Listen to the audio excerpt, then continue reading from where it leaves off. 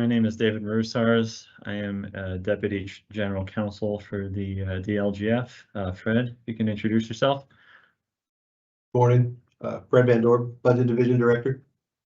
And we'll be going over this webinar on maximum levies. The kind of order of presentations is I'll go first. I have a part going over kind of an overview of the maximum levy laws. And then Fred is going to go a bit more into spend some time kind of going over some of the administrative implementation of the maximum levies. So for my part, so here's the agenda for my part of the webinar. It'll start off with an overview of the concept of the max levies, including a brief bit of history, not a whole lot. Then I'll go over the statutory calculation for the MLGQ itself, how it's applied, and other adjustments to arrive at the max levy for a unit for the upcoming budget year.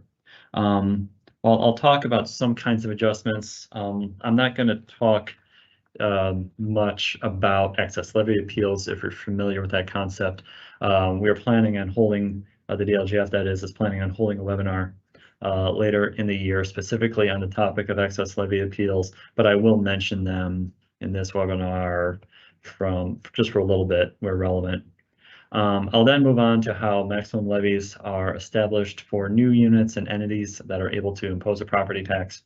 Then I'll cover some particular adjustments to the maximum levy, including situations where a unit's max levy must be reduced, specifically with respect to change in fire protection coverage, as well as certain units that are kind of growing in terms of population and assessed value, and that are eligible under certain statutory requirements.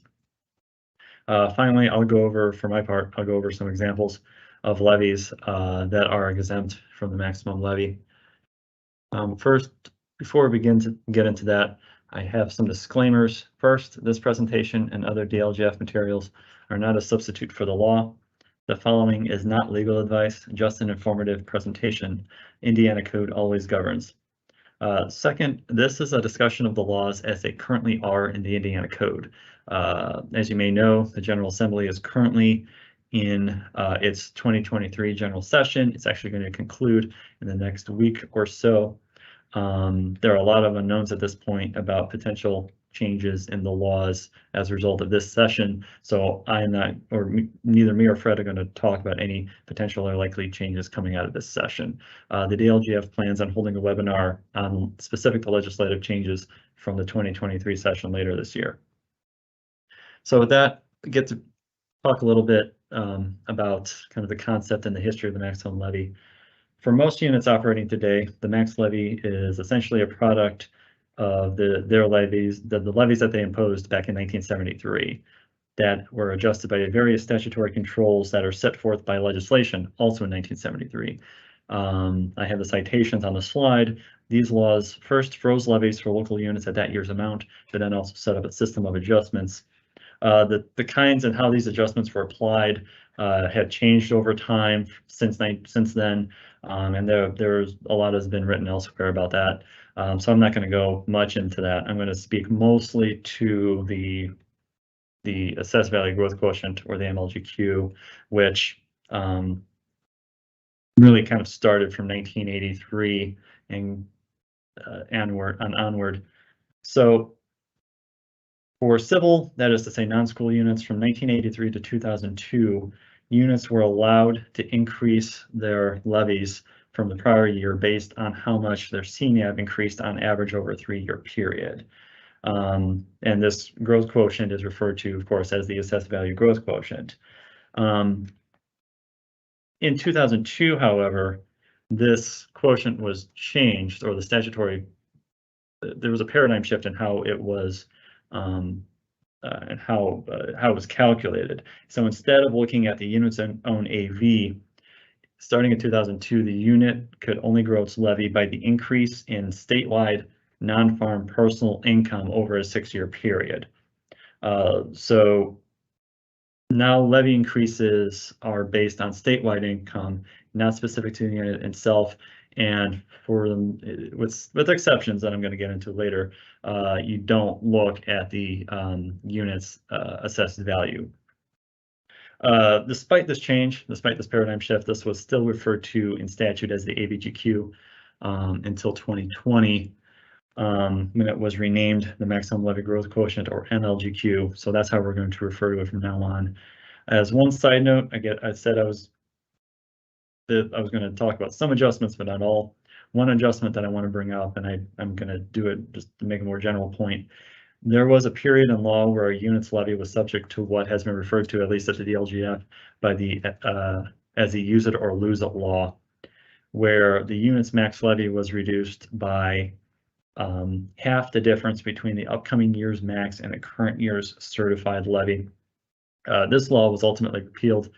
So, and the point I was going to make with this is that now, unless there is some statutory mandate that says otherwise, in general, a unit's maximum levy will never be reduced to be less than the increase from the MLGQ plus other adjustments, even if the unit does not levy up to its max. I'll get into some exceptions where the max levy is still reduced, but for the most part, units are not going to encounter a general reduction in max levy. This kind of max levy regime also contemplated, going back to 1973, state level review of unit levies, and this had led to the creation of tax control boards. There were two at the state level, one for local units and one for schools, as well as statutory review of levies by the State Board of Tax Commissioners, later the DLGF. The scope of the control boards had diminished over time, and by 2010 were abolished. And the DLGF's review of the levies has been reduced as well, now revolving mostly around enforcing the statutory maximum levy limit and determining the fundability of the unit's budget based on the levy as adopted, its max, and any other available revenues from the unit. There was also put in place an excess levy appeal process, which again involved the control boards and state approval. And this has also changed over time. I'm not going to get into that here. So for school corporations, there was a kind of a similar but slightly different history. At one point in time, school corporations' general funds, which came to be known as the education fund, was property tax supported and was allowed to grow by a formula based on the average student attendance since 1973. So again, like with civil units, the basis for levy growth for the school corporations was what was their status in 1973. State law dictates or prescribes the kinds of funds the school corporations may have. And over time, there were some levy controls that were put in place for some of these funds, including adjustment by the MLGQ. Property tax reforms in 2008, however, changed the funding of the school general fund from property tax to exclusively state level support. And in 2019, the various school funds for operating expenses that I alluded to earlier, like for transportation, bus replacement, capital improvements, etc., were consolidated into a single operations fund. And the initial 2019 levy for this operations fund was based on the combined 2018 max levies that were allowed by statute for each of the precursor funds, which is then allowed to grow by the MLGQ. So that's kind of a brief history of the concept of the maximum levy. So I'm going to go now talk about the formulation of the MLGQ itself. So the state budget agency, it's not the DLGF that figures this out. We get into it a little bit later. But computing the MLGQ itself, it's done by the state budget agency, who then provides it to the DLGF by June 30th of each year, and that is to be used by the DLGF when we calculate the July estimates for maximum levies for the upcoming budget year. This slide has an example of the memos from SBA to the DLGF, specifically in this case for the Pay 2023 MLGQ, which is also linked to as the slide and is available on our website. The statute lays out how the MLGQ is to be calculated. It's a four-step process, and I'm not going to spend I'm not just going to read off the slide. This slide and the next are mostly for reference, but I did want to point out first that step 1, which determines the statewide non-farm personal income, is actually defined in code as the estimated calendar year non-farm personal income as computed by the Federal Bureau of Economic Analysis. So SBA has to use federal income data. So also the data has to come from the 6 calendar years immediately preceding when the budget itself is adopted, not the budget year itself. So for example, for page 24, you have to look at 27, the data from 2017 to 2022, when because the budget for page 24 is going to be adopted by the unit in 2023. This slide has the next 3 steps as part of that formula. They're pretty straightforward. I do want to emphasize step 4, which caps the MLGQ at 1.06, so reflecting a 6% increase. I'm going to, just for consistency's sake, I'm always going to refer to the MLGQ as a 1.0, whatever number it is, 2, 3, 3, 5, 4, 6. Again, it's the MLGQ by statute cannot exceed 6% or at 1.06. So this is an example of the spreadsheet that we received from SBA, State Budget Agency, along with the MLGQ memo that I mentioned earlier. We do post this spreadsheet on our website, and the link to the page 2023 spreadsheet, which is what this is at the bottom of this slide. And so you can see how each step is spelled out. And again, it's pretty straightforward. Step 1 is the most involved, but you can see the numbers used. And at the bottom of the screen capture is a link to the Bureau of Economic Analysis website where the data is collected from. And above that in particular, you can see that the page 23 MLGQ was calculated by SBA to be 1.05. So now we're going to go beyond computing the MLGQ to actually applying it, and this gets a little bit more involved. For most units, however, the max levy will simply be the product of the current year's max levy and the MLGQ, again represented as 1.0, whatever number. State law also requires other adjustments to be made under certain circumstances, and some of these are actually built into the statutory formula itself in 6.1.1, 18.5, section 3. But they may not apply to all units, and other such adjustments are found in other parts in the code. I will give a couple of examples near the end. I do want to emphasize, though, again, that absent a statutory mandate, the maximum levy never decreases, even when the unit has not adopted its levy at or near the max in the prior year. And when those reductions actually happen, it's based on some other triggering event taking place. And I'm going to get into those a couple examples later. And this slide lists the 7-step process and statute for determining the unit's upcoming year's max levy. It's just here for reference, but I will be coming back to it a few times. Like I said, step 1 and 2 will be the most significant for most of the units. Steps 3 through 7 will then build off that there with some particular adjustments. Step 3, the next in a few slides, I will talk at greater length about this. I'm going to call it the annexation adjustment. It's not an official term. This will mostly apply to municipalities and the underlying townships, but just be aware that that's there, and it's actually pretty extensive, even though it doesn't apply to all units. But what this 7-step process is going to boil down to is first take the current year's maximum levy, multiply it by the MLGQ for the upcoming year. If there's been an annexation, factor in the result of the step 3, this so-called annexation adjustment. Again, I'm not making that official. Then add in any approved amounts from excess levy appeals or other adjustments allowed or required by law. And the end result of that is the maximum levy for the unit. So again, going into step 3 of the 7-step process, I mentioned that it applies to municipalities, and it will apply. It's intended to adjust the maximum levy of the units as the unit's geographic boundaries change, and this is especially in the case of annexations, hence the unofficial term. It's helpful to think of this as a fraction. In fact, I believe the statute actually says you have to use a numerator and a denominator. Think of it as a fraction. The numerator is the ensuing year's CNAV of the unit, and the denominator is the ensuing year's CNAV, but only in the geographic area subject to property tax by the unit in the preceding year.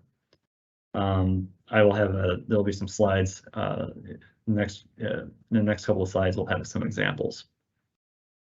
A few things I want to point out about this particular adjustment. By statute, there can only be an upward adjustment or none at all.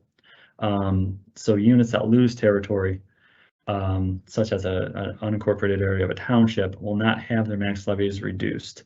So this is the purpose of what step 4 is saying in the 7-step process. So it's the greater step 3 or 1. So if the result of step 3 is less than 1, well, you just take 1 and then proceed on. So just know that step 4 is meant to ensure that the affected units or unit affected by an annexation, its max levy cannot be reduced. Also, this adjustment is capped at 1.15 or 15% increase. Also under step 7 of, again, this formula here, we have to look at it kind of 5, 6, and 7. What these are essentially saying is that when there is an annexation taking place, like a city annexes territory, unincorporated area, and then subsequently applies to the DLGF for an excess levy appeal, basing its appeal on an annexation and increase in services and whatnot, the DLGF will implement steps 7 by offsetting what we will approve by how much they are already getting from the statutory adjustment. This is meant to prevent a municipality from receiving a windfall through an excess levy appeal when an annexation is being used as a justification. So now to get into these two examples, assume a city's pay 23 CNAV is 150 million. On December 31 of 21, the city annexed unincorporated area with a pay 23 CNAV of $1 million. So the numerator for step 3 is the 2023 CNAV, 150 million. The denominator is what the 23 CNAV is in the city's area, but excluding what has just been annexed. So because the denominator is the CNAV of the geographic area before the annexation. Therefore, the denominator is 149 million. So work out the fraction and the result is 1.0067. So step 4, as I mentioned, step 4 of that formula, that 7-step formula says you take the greater of this number or 1. 1.0067 is greater than 1. So step 5 says you have to multiply the step 2 result, the current year max times the MLGQ, and then multiply that result by 1, or excuse me, by the 1.0067, excuse me. Whatever the step 2 result was, the end result is going to be an increase in the max levy of the municipality.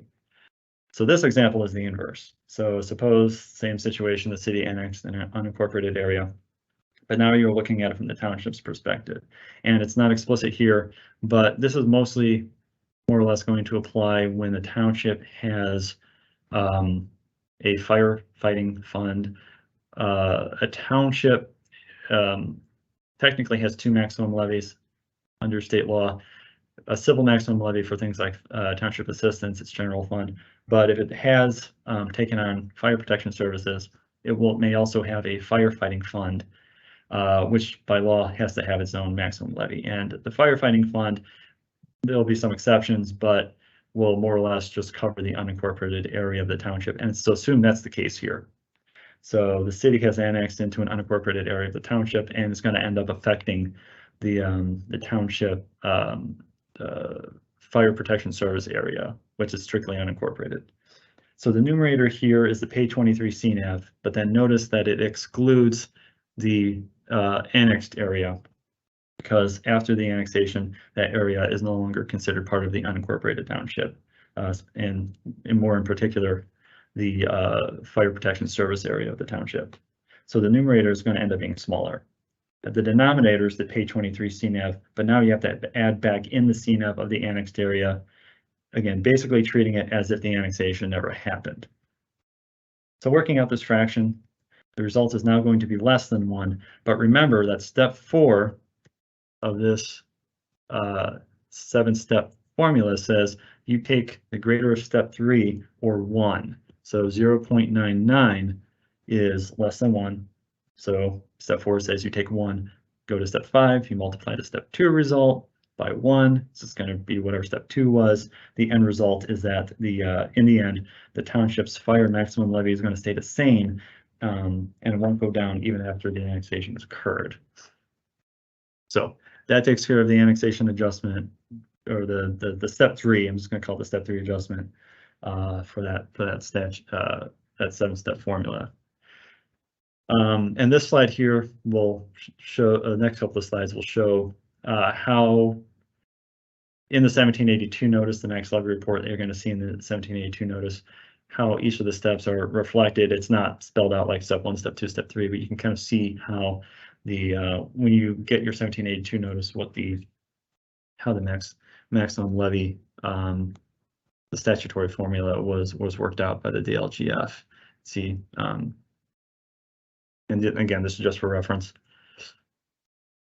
So now we're going to move on from talking about the application of the NLGQ in general and look specifically at what we refer to as the new max levy or initial max levy process.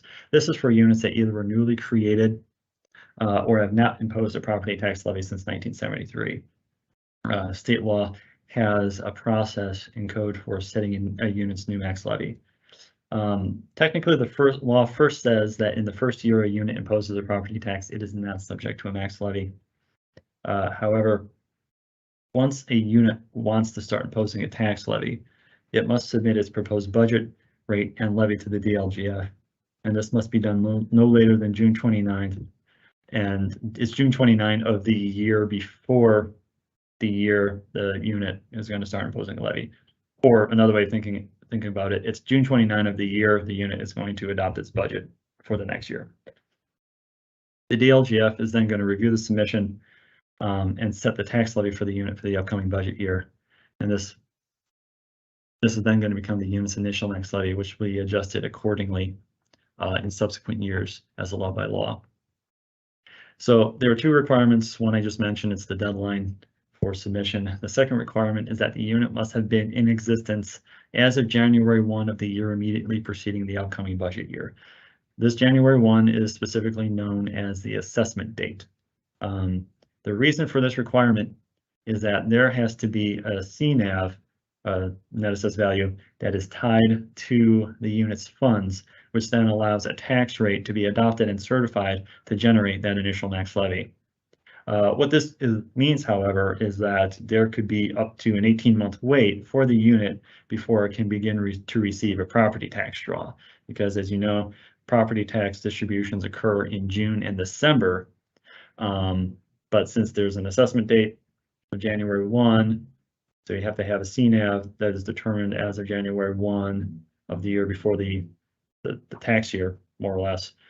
You go January all the way to December, and then following June, that's already 18 months. You can have up to an 18-month wait. For the most part, this process is going to apply to special service districts like fire protection districts. At least this is what we see nowadays. There have been cases where townships that have not previously provided fire protection services before for their residents have requested the DLGF to certify an initial max levy for them for their fire fund. I even saw one case of a town that had actually been in operation for some decades. They hadn't operated on a levy before, and they actually started fairly recently. So there are some other cases where more traditional units, for lack of a better phrase, would make this request, but nowadays it's mostly special service districts like fire districts.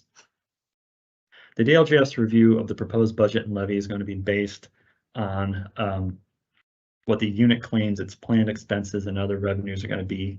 So it's basically going to be a mock-up of the forms used in budget adoption, like the Form 1, 2, and 4B. We are also going to look at other limits the unit places on itself either as stated in its ordinance or some other documentation incorporated into the ordinance, whatever the case may be, such as a limit on the tax rate. If so, oh, sorry, excuse me, missed the line. We're also going to look at whether the unit itself intends to use a levy to build up an operating balance. If that is the case, our policy is that we will only allow a levy to generate an operating balance in the first year, but not any year afterward. So the way that typically looks is that when we issue our order, we are going to say, we will approve the, fire district, let's just say, initial maximum levy for this fire district for the first year for X amount, but then in the second year, because the district represented that it intends to build up an operating balance of X amount or Y amount, the second year maximum levy is going to be reduced by Y amount. And then that is effectively going to serve as the maximum levy. The reason we do this is the operating balance is intended essentially to maintain a cash flow for the unit in the months before it first receives its tax draws starting in June. So once the operating balance has been built up, the levy would be what is needed to fund budgeted expenses for that year. And so that is our reasoning. Another one of our other checks is that we make sure whether the unit was in existence on the assessment date, because that's a statutory requirement. Similar process is involved for fire protection territories, which is not itself, a unit. It's essentially an agreement between units to cooperate to provide fire services among themselves. By law, a participating unit will have a separate max levy to support a territory. In practice, the provider unit is going to have a territory operating fund with a levy that is mapped to the CNAP of all the participating units. So the provider unit will have a maximum levy for the territory separate from its own civil max. This is similar to townships having a fire fund max levy separate from its civil fund levies. Should also mention too that recent legislation allows for territories formed starting in 2023 to opt in for a 5-year phase-in of its maximum levy. We have yet to see this because we're just started with 2023, and territories have any territories that have just ended the process, or the participating units have just ended the process of forming the territories for this year. So I'm just bringing that up to say that that's something that's allowed for territories now, for new ones now, I should say. Also, unlike for new units, it's not necessary for the territory itself to exist on the assessment date. So this means that once formed, a levy can be generated for the territory in the following year. However, the participating units themselves must exist on the assessment date for the same reasoning as I mentioned earlier for like fire districts and other units, because there has to be a CNAP tied to that unit for the tax rate to be imposed on. Now, the DLGF's review here is a bit more involved. Excuse me. First, we will confirm whether the participating units properly followed the process outlined in statute for creating the territory. If the process, that state law has a fairly detailed procedure that participating units have to go through at the beginning of the year, or even before then, but generally in the beginning of the year, for creating a fire territory, holding hearings, publishing notice in newspapers, providing detailed fiscal information to taxpayers, making it available, and then adopting an ordinance and resolution to establish a territory within the first 3 months of the year. So if, based on the information that we've received, the process has not been properly followed, our policy has been that we will not approve a levy for the territory because the territory itself has not been legally adopted. But if it's approved, the DLGF will set a new max levy. Like with new units, we will review the planned expenses and expected revenues as provided to us by the units, participating units. And like with new units, we will also check whether they plan to use a levy for an operating balance. Now, for territory, state law actually places a limit on the operating balance for the territory operating fund. It cannot exceed 20% of the estimated budget. So we take this into account as well. Like with new units as well, a levy, we also limit a levy to generate an operating balance only for the first year. So each participating unit must have a share of the levy. This is implemented by applying the tax rate to the CNAV of each participating unit. And again, this levy is separate from the civil max. And this max levy for the territory will be allowed to grow by the MLGQ in subsequent years. Now, in the case of one of these 5-year phase-ins, the expectation is that the MLGQ will apply once the phase-in period ends.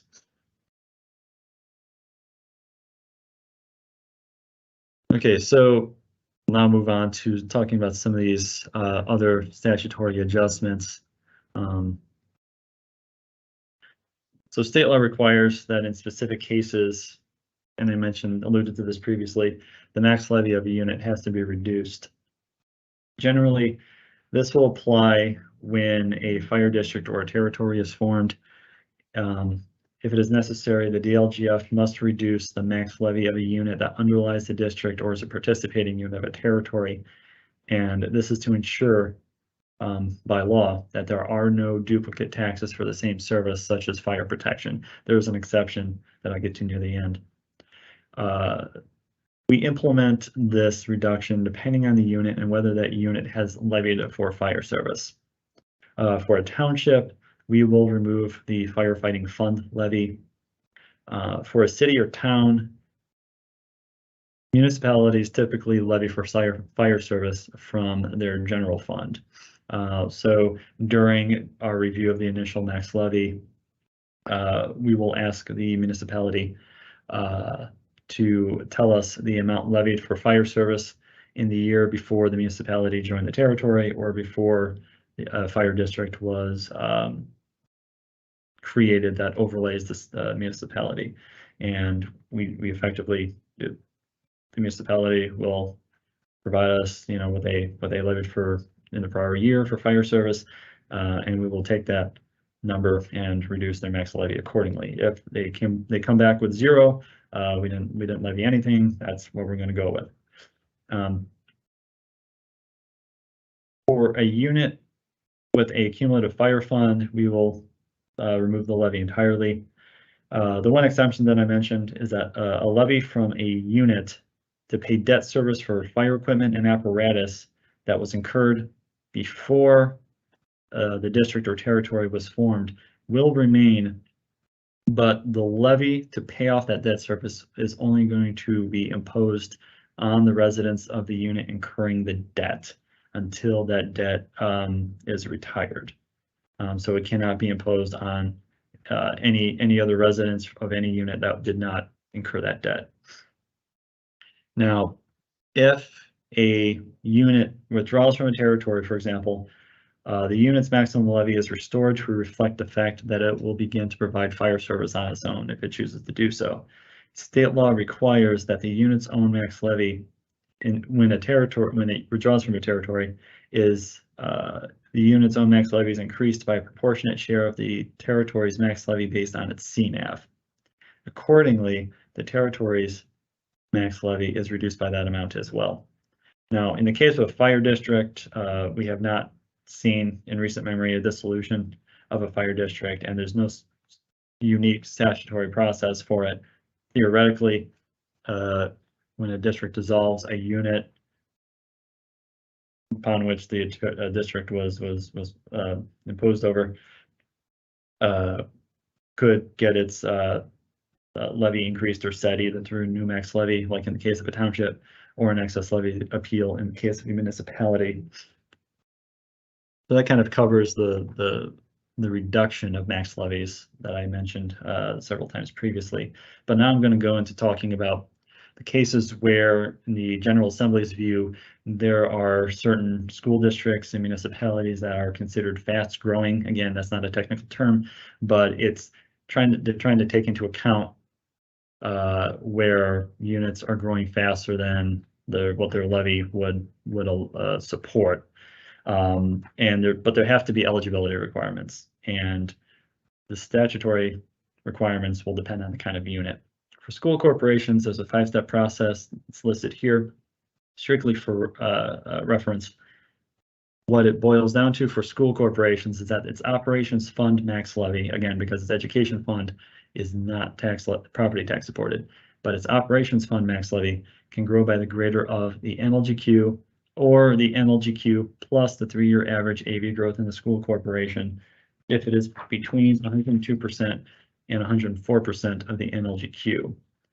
So now we're seeing, we saw this before with the 7-step process. That's step 3, where the CNAV is kind of worked into the formula again, even though the AVGQ changed to reflect income. We're seeing now again the NLGQ, even though it's based on personal income, and that's the basis for allowing school corporations to increase the levy. But here we're now seeing CNAV coming back into play, where the CNAV has grown high to such a rate that it justifies increasing the school corporation's operations fund levy. And this is an automatic adjustment. The school corporation does not need to request or petition the DLGF for this adjustment. It's automatically applied. Likewise, municipalities can have, we can think of it as an additional NLGQ on top of the current one, or the one for the upcoming year, if they meet 2 qualifications. So the first one is that the percentage growth in the municipality CNAV over the last year must be at least twice the current year's NLGQ.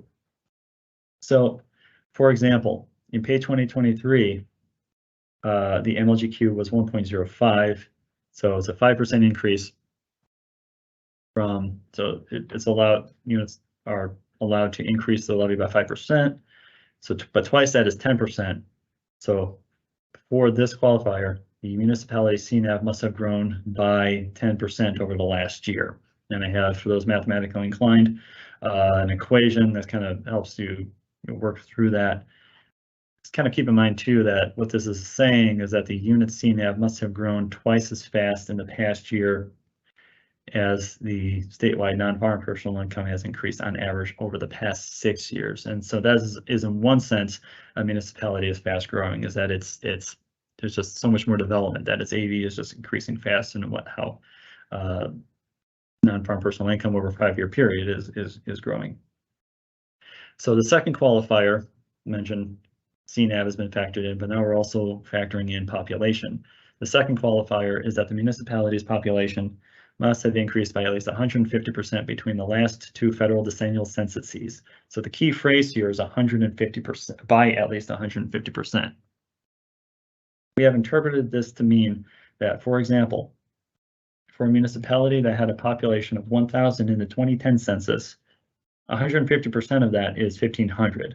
So the municipality's population must have grown by 1,500 by the 2020 census to result in a 2020 population of 2,500.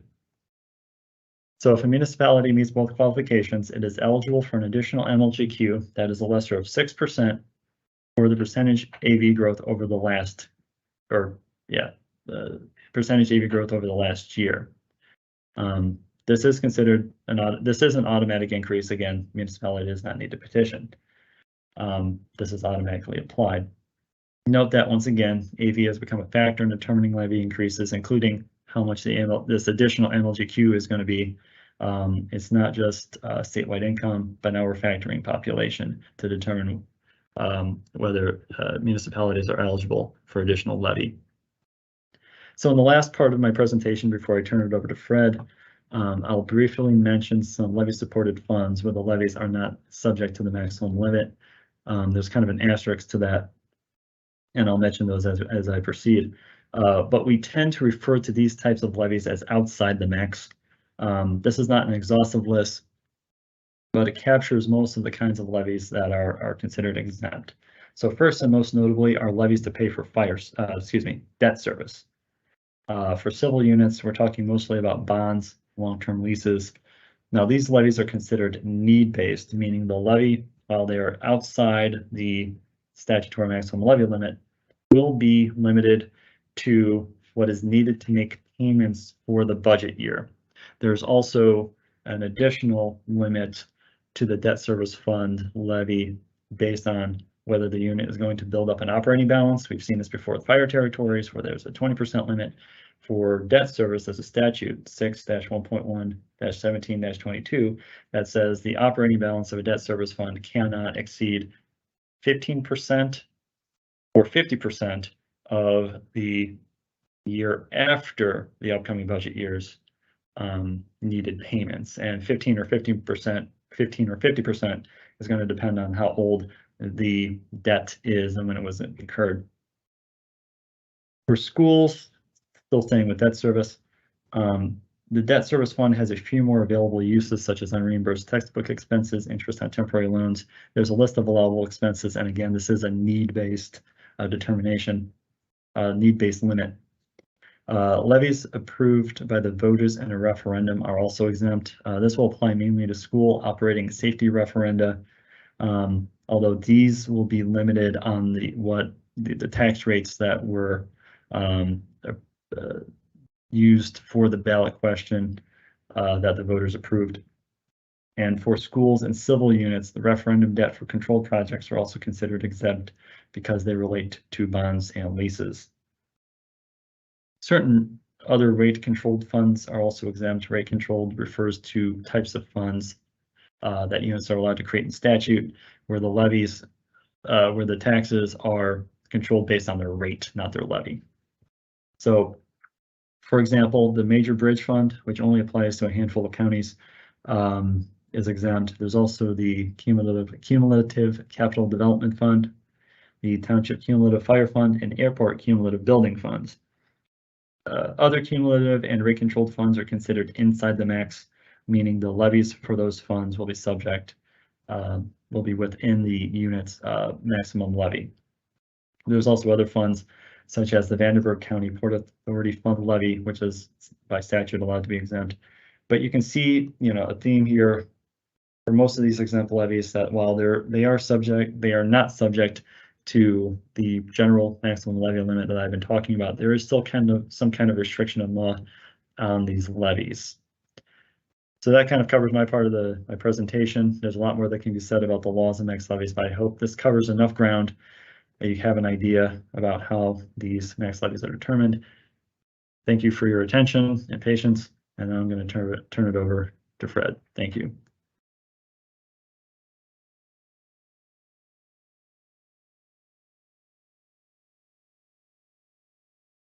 Excellent. Thank you, Dave. So my colleagues just spent the first portion of the presentation covering the history of the maximum levies. You can see the calculations that are done between January and June at the department, giving a sense of where those values came from. What I'd like to do with our remaining time is to look forward. Over the next 9 months, you're going to continue to hear the department refer to levies in varying contexts, and I wanted to spend some time discussing what those contexts are, how we would use the information at that time, and how all the information ultimately flows together to the budget that the department will be certifying. The next 2 slides are effectively the Cliff Notes version of everything I'm going to cover. We're going to be looking in more detail at what we would mean by the estimated max levy report or advertised levy, and then finishing up by a discussion about the adopted working max and certified levy. It's the same concept. It's the same numbers we're referring to, just different times of the year where we'll find that information. So let's start with the estimated max levy calculation. Now, many of you have heard me say multiple times that budgeting is a year-round event. Even after we've certified one budget, we already start moving forward to contemplating what we'll be doing for the next cycle. And throughout this, units are putting together and reviewing their planned expenditures for the upcoming year. On July 1st, the department will release its first round of max levy estimates. If in the spring you're considering the expenditures, on that July 1 date, you get a chance to take a look at what your projected maximum levy, what your projected property tax revenues, what your projected maximum levy revenues will be. Part of the reason why that gets released on July 1st calls back to what Dave spoke about earlier of when the max levy growth quotient is available. But as soon as we are provided with that information, we can move forward to providing the units with how that quotient will ultimately impact their maximum levies. The report is designed with two things in mind. One is to give you a sense of what your maximum levy will be, and then two, to show you how we've actually calculated that. And so that's what we're going to look at here. For every unit in the state that's levying property taxes, we'll post a report that looks similar to the one that we have on the screen. And there's a couple, we've got this one marked up pretty well. There's a couple things we'd like to sort of draw your attention to on it. I should note that before we get into it, if there are any conservancies that are joining us here, you are the only types of units that the department will be working with, where we will be certifying a budget, levy, and a rate, but you are not subject to the maximum levy controls, and so there isn't a report that would be assigned to your particular unit. For every other type of unit in the state, the department will have either 1 or 2 pages of max levies for you. In this example, we can see in section 1A that we've, in addition to referencing the unit name and county, we've also identified what type of maximum levy we're referring to. If there are township officials listening, you very likely have 2 separate reports in this format, one for your civil maximum levy, where your general fund and township assistance will be coming, and then a separate one for your township fire levy, where your fire funds, the levy that will control your fire funds. If there are any other units that are the provider unit for a fire territory, you'll also have 2 pages. One that's tied to your civil funds, the second that would be tied to a maximum levy type of FT for fire territory. Moving down the page a little, the second place we should stop is on section 2. Again, a callback to today's portion of the presentation. The top number, the number that we're going to run through this calculation, is the maximum levy from the prior year. So this is a 23 version of the report, and so we're going to start that with the 22 maximum levy. It's important to note that this isn't the levy from the budget order. This isn't what was advertised last year. This isn't what was adopted. Regardless of what levy a unit ultimately takes, we're taking the maximum levy and growing it. If a unit were to take under its maximum levy, we're still going to go back to the maximum levy and grow that to calculate the upcoming year's maximum levy. Section 3, we can see where the maximum levy growth quotient is being applied, and so that 5% levy, as expressed as 1.05, we can see how that is going to drive up the initial maximum levy for the following year. The place on the page that's marked as section 4 is kind of an interesting one. Later this, or in a month and a half, the department is going to request that units fill out your pre-budget survey. In that survey, we'll ask you if you are planning on applying for any excess levy appeals. If you reply yes, if you provide us number, we will work that into our calculations. Now, reporting at that time is not a requirement. If you report 0, you're still eligible to file an excess levy appeal. And if you report an amount, it is not a guarantee that you will apply, that you will be approved, or that the amount exists. But what will work into this original estimate would be any value that you were provided to us during the pre-budget survey. Now, through those top sections, we ultimately end up arriving at section 5, and that is, for many units, that'll be the end of the calculation, where we'll be saying that is your maximum levy for the upcoming year. For municipalities and counties with a CCD fund, we will add a one-time adjustment to that figure. Next year, we will pull out what we calculated for this year and then perform that calculation again. And so what we see in section 5 above is pretty routine. What we're seeing in section 5A, annually we'll do a calculation, add that to the number, and then at the end of the cycle, we'll take that out, only to redo the calculation with the updated figures in the following year. Section 5 and section 6 for many of you will be the exact same. For those qualifying municipalities and then for counties, you're going to see a difference between the 5 and the 6. Okay. The second place where you're going to end up running into levies is going to be on the Form 3. So during the budgeting process, units are required to have a public hearing where they're going to advertise their budgets and levies for the first time. And we're going to set the budgeting side. We're going to set the budgeting information aside for a moment and only focus on the levies. On that notice to taxpayers, for the first time in the budgeting process, you will be officially providing your taxpayers with the amount that you plan on pledging to each one of your funds. Now, while that levy, that proposal, that the amount that you're going to have on the notice to taxpayers will not be your only opportunity to adjust those figures. It's a required part of the process, but it won't be your last opportunity to change the amounts that are pledged to each fund. Now, it is important to note that during the certification process, the department will not approve a levy higher than what was advertised, but that the counties will, or that all units will still have an opportunity to potentially use an amount lower than was advertised. Or to summarize, the amount that you put on the notice to taxpayers, the amount that you originally discussed at your public hearing, constitutes a ceiling at the fund level that the department will ultimately consider when certifying your budget. And so this is what we're going to end up seeing on that Form 3, that notice to taxpayers. In Section 6, we are presenting those maximum levy estimates again. And so for this township, we're looking at a civil maximum levy and a fire maximum levy. And so whether you find that number from the report that we post on July 1st, or whether you find it within the gateway application on the Form 3, we're going to put it in two different places so that we make sure that you're aware of what we are estimating your maximum levy to be. Let's take a look at Section 7 and Section 8 sort of simultaneously.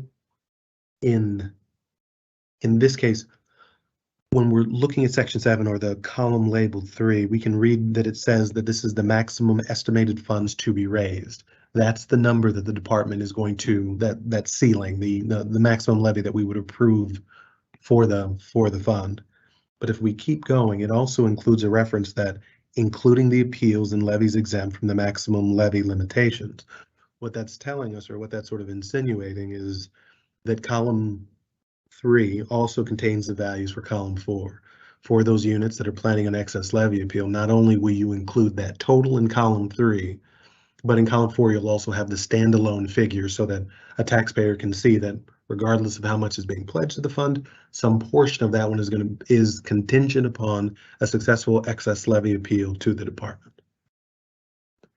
So if 7 represents the amount that you're planning for the ensuing year, how is that different than 9? So we've included on the notice to taxpayers this column labeled the current tax levy. What that number represents is a number that you can trace right back to your certified budget order. So for comparison purposes, as you are at your public hearing, as you are contemplating what you're going to do for the ensuing year, you have a tool that you can use to compare what you're planning on doing to what actually happened in the prior year. So that's what column 9 or column 5 or the section 9 represents. Column 10 is a percentage that percentage between 3 and 5. And so in the example that we have on the screen, we've got 0 before and a 0 after. If the percentage is a positive number, what it's telling us is that for the upcoming year, you're pledging more levy to that fund than in the prior year. Not that it's making a value judgment on whether or not that's correct, but it just gives you a visual cue of how does this stack up to the decisions that we made last year. If there's a negative number, it just means that for that particular fund, there's less levy being pledged to it than the prior year. Next place that we should take a look, the next place we're going to see the levy appear again is going to be on the Form 4, where the budgets, levies, and tax rates are actually being adopted. And this has some similarities what we saw on the notice to taxpayers. On the Form 4, the unit will be adopting the actual levies that they would like the department to work into its budget. It will not be the only time, still not the last time that a unit will have the ability to alter those numbers, but similar to the Form 3, the amounts that are being adopted represent another ceiling that the department won't exceed during the certification process. On the Form 4, the information is a little bit more straightforward. We've got a single column with the adopted tax levy, each fund, and we've got the levy that's associated with it. So when we're talking about the adopted levy, we're talking about the values that were reported to the department on the Form 4. The next place that you're going to see the levy show up again is on the 1782 notice. So let's take a moment to recap what that is.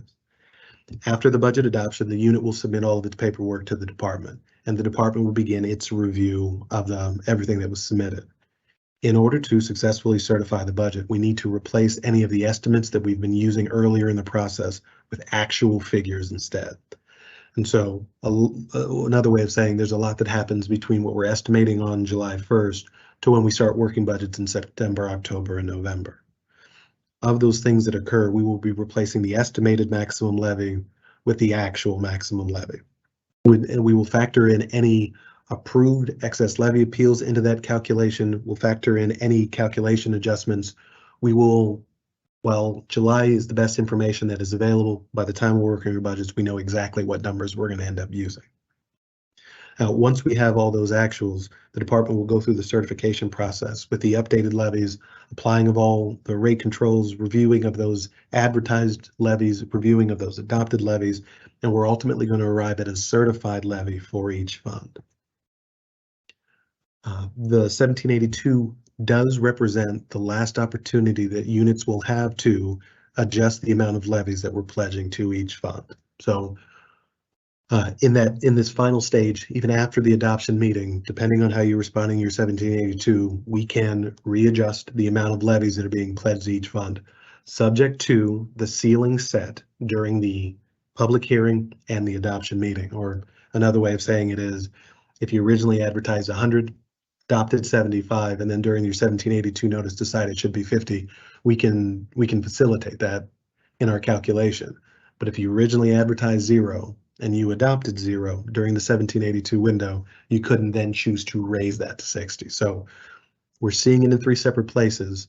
The 1782 actually represents the last time that a unit will have to provide feedback to the department for how the levies should be applied to each fund.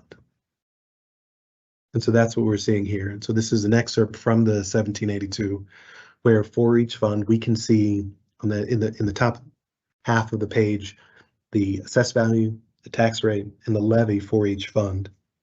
And on the bottom half of the page, we can see how the department is actually calculating its working max, starting with the normal max levy, factoring in any adjustments relating to the concept of lit levy freeze, factoring in any calculations we have for levy excess, miscellaneous changes like the excess levy appeals and the annexation adjustments, ultimately arriving at the working max that we will compare to the levies that we are certified. Once the 1782 windows have closed, once we have completed that step for all 2,500 units statewide, the department can move forward with the certification of the budget, which includes a certification of the budgets, levies, and tax rates for each fund. And so, again, we're looking at very similar figures that we have throughout the presentation. Now we're on the budget order. At this point, we are just presenting those final numbers based on, well, what the unit has been communicating through the entire process. So while the concept of levy is complicated, for the next 9 months, we're going to see the levy pop up in different forms, and the unit's going to use the information at the time, either as they are working on their estimates, as they are preparing for their public hearings, as they're preparing for their adoption meetings, or they're preparing for the certification. Now, we are just about out of time, but there are 2 FAQs, or 2 frequently asked questions, that I'd like to spend just a moment discussing. One of the frequently asked questions we end up getting often is why am I under my maximum levy? If you look back through the presentation, the unit was consistently advertising higher than their maximum levy, adopting higher than their maximum levy, but we ultimately ended up certifying less than their maximum levy. So why is that? Now, throughout this presentation, and very often, the department treats the maximum levy as if it were a number, a set of dollars to be collected. But in practice, the maximum levy is an intersection. When we start the process of actually collecting the money, we are interacting more with the tax rate and the amount of assessed value available to try to generate the levy. And then another way of looking at it is, if we looked at the general fund here, we've got a unit that has a tax base of 73 million. And a unit that has a maximum levy of 23,419. So how close can we get to that number without going over. And to do that, we start to adjust the tax rate. And so hypothetically, if we were trying to generate, oh, apologies, I mixed those up. If we were trying to generate a maximum levy of $7,793 against a tax base of $73,175,669, how close can we get to that max levy using that tax base without going over? And that's what we're seeing in example 1 and example 2 down at the bottom. If the department would have certified a rate of 0.0107, that would generate $7,829, which would exceed the maximum levy. So instead, we ended up certifying 0.0106, which ended up generating less than the maximum levy. So after as the department is working through its final certification, prior to us releasing the 1782, what we're going to do is try to get you as close to your maximum levy as you can without going over.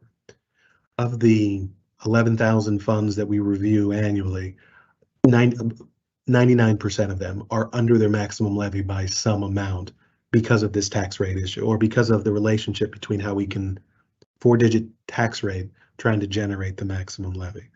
Internally, we refer to that as a mill, but it's just a traditional, it is a part of the process we end up seeing every time. The last thing I wanted to cover in the last slide of the presentation is a trick question that I'm a big fan of asking, and that is, can my certified levy, that final number, the amount from the budget order, be higher than my maximum levy? And while it feels like a trick question, considering the last 59 minutes of conversations relating to the importance of the max levy, the emphasis on the max levy, the enforcement of the maximum levy, of the 2,500 units that we take through the budgeting cycle annually, just about half of those have a certified levy that's higher than their maximum. And so how is that possible? And this becomes a callback to Dave's portion of the presentations. It's possible because not all funds are controlled by the unit's maximum levy. The funds that Dave touched on earlier, like debts, have an alternate control factor other than the maximum. With debt, they are needs-based. For certain cumulative funds, they have a maximum tax rate. So that's the tax rate that controls. So while not all funds are controlled by the maximum levy, there are controls in place for each fund. So how can we tell which funds are inside and which funds are outside the maximum levy? There's two places where I would recommend as a sort of a starting point for that combo. The first one is your DLGF field representative. They can show you, based on last year's information or the year before, or really any year, which funds that you currently have and which max levy is controlling them, if any. They can take you through that process, can continue this conversation throughout the rest of the year. The second place where we can go to find out what control is in place for each fund is the 1782 notice, and that's what we're looking at on the screen. While we recognize fund codes and fund descriptions, while we know what the AV rate and tax levy represent, that column on the right is the department communicating to each unit what control is in place for the fund. As we saw earlier, that UT designation represents the civil funds, right? And so for almost every unit, that's going to be where your general fund is coming out of. The unit on the page currently is the provider unit for a fire territory, so Fund 8604 down at the bottom, with a reference of FT. That particular fund is being controlled not by the civil maximum levy, but a dedicated levy for their fire territory, and that's what the FT is. The double zeros for all the other funds showcase that they're not part of the maximum levy or not being controlled by the maximum levy. And this is where we're going to see a lot of the funds that Dave referred to earlier. The debt service fund, the bond fund, the lease rental funds are all funds that have a control separate from the maximum. So while the department continues to, as part of our certification, we'll make sure you don't exceed your maximum levy, it's important to note that not all funds fall under that control. Understanding which funds do and do not make sure that, or increases the likelihood that a unit that wants to or chooses to has the highest possibility that they'll be able to access as much of their maximum levy as they can each year. Okay, a few minutes over. That's all my time. Thank you for attending the webinar. Hopefully it was useful information. I encourage you that if you've got follow-up questions to reach out to your field reps. They are, many of them are listening on to this conversation currently, and would be a fantastic resource to continue the conversations about how levies work through the rest of the budgeting process. Okay, thank you.